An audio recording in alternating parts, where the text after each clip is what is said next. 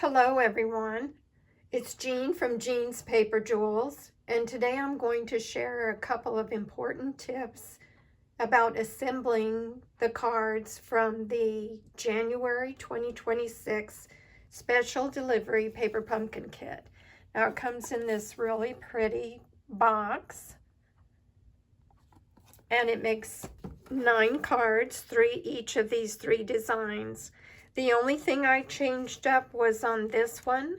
I used Blueberry Bushel ink instead of the Poppy Parade that came with my kit, because I'm going to make this style into a birthday card. I wanted to change up the ink. Now, although the directions state it, it's a little bit hard to see that with this card with the postage background that is larger than the card base, you can get mixed up a little bit easily because it shows the card base, but pay attention because it shows the back side of the card base, which is what you attach to the smaller card. So you are going to put 2 strips of the tear-in tape onto the card base itself, onto the front of the card base, and then center this postage stamp die to make the front. So the card base is actually a little bit smaller. Lovely cards, but sometimes you look at the directions and think, I'm not sure what's going on and why that white card base is a little bit smaller.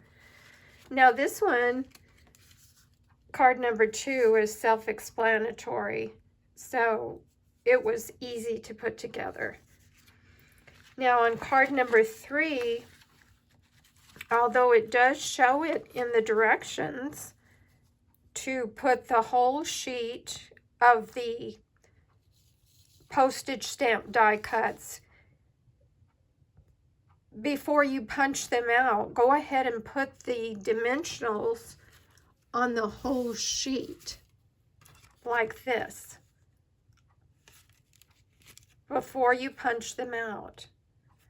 That way, as it's shown, that way you center it over your card base, the pretty and pink card base.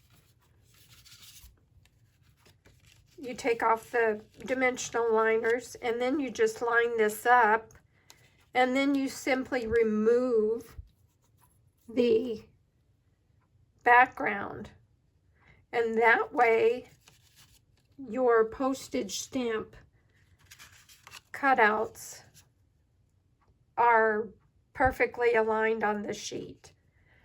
So I hope that helps you assemble your paper pumpkin kit this month.